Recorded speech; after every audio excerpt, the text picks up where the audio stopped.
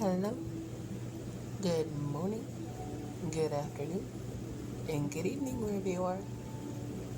Tis Monday, June 23rd. I hope everyone's having a good day.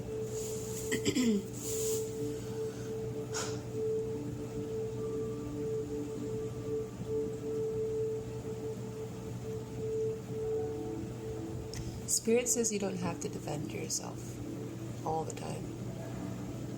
That the people who know you. That the ones who are meant to be there will be there. And those who believe the gossip are going to be right in the crowd with the other people who started it. Take it as it resonates. Everyone's path. Someone's stuttering right now. Everyone's path is different. Everyone's obligations to themselves are different. Just because you don't agree with them, it doesn't mean they're in the wrong. Again, depending on what it is. I don't want no smart. Well, what if this and what if that? Okay, does that apply to you? And if it doesn't, then what is your opinion on it? You know what I'm saying? People also, especially on social media, have an opinion about everybody. And maybe it's like celebrity culture where we feel like we can just say whatever about whoever. No, you can't. You gotta understand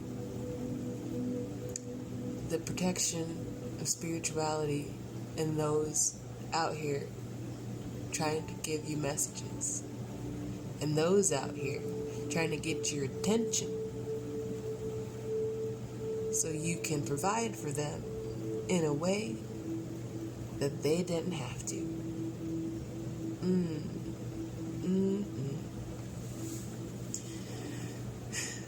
And some people are going to feel called out by that, and that's okay.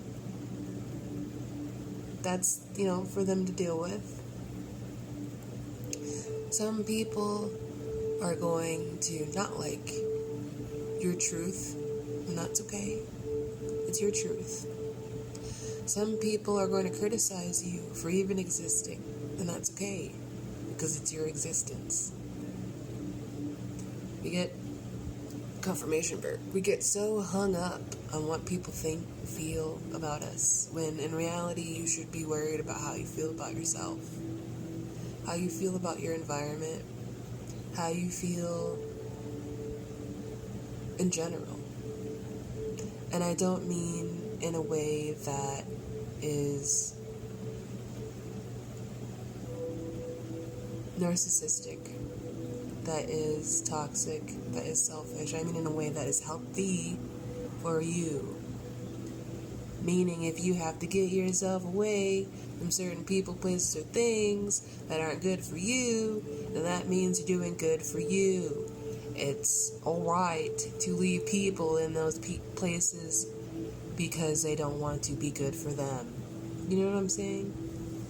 We get so riddled with guilt, especially us people pleasers. And as a past people pleaser, I know the dilemma. Oh man, if I don't stick around for this person, people, place, or thing, then that people, place, or thing will not have whatever.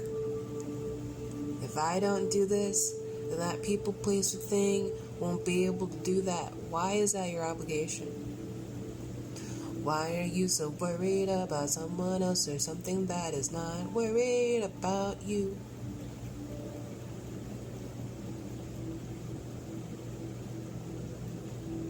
And I don't mean in a sense of they don't care. It's like they don't have the ability to give. And that is okay to recognize. That is okay to accept. It does not mean everything has to become a crash out. It does not mean everything has to become a fire. It just means that people, place, or thing is not in alignment with you right now. That is okay to recognize. And I'm talking like this because sometimes people don't understand everything when it's being yelled at about. I don't like being yelled at. I also don't like being talked to like I don't understand something. But sometimes I talk like this because sometimes people don't understand what I'm trying to fucking say all the time. Well, what do you mean you can just leave what you got just to go get that thing that is good for you? What do you mean you can't just do that? What's holding you back, my friend?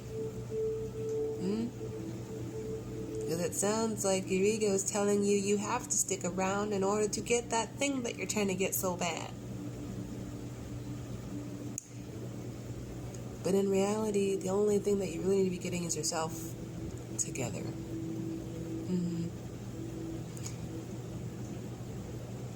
And again, as a former people pleaser, when you're constantly giving the things, people, places that are not giving back to you, you will be drained, you will be depleted, and you will get resentful.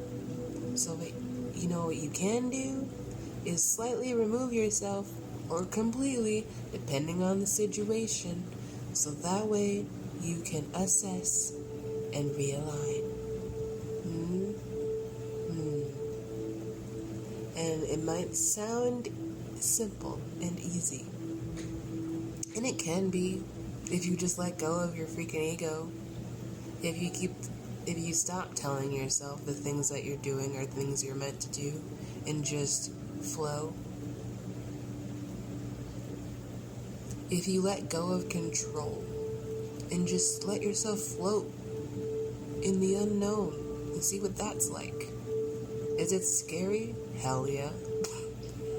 Is it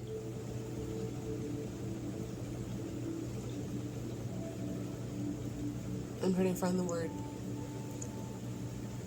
Is it impossible? No. I mean, it can be. But the only one fighting against it is you. It's like, imagine you have two versions of yourself. One version is your shadow, and the other version is a little version of you, meaning the younger self. Your shadow is constantly holding down your little self, drowning them in a pool because they don't want to hear what they have to say, because they're already set in their mindset that they have to do what they're already doing to get where they need to go. But in reality, they're forgetting about their little that they're holding down and drowning because of all the things that they have to get done.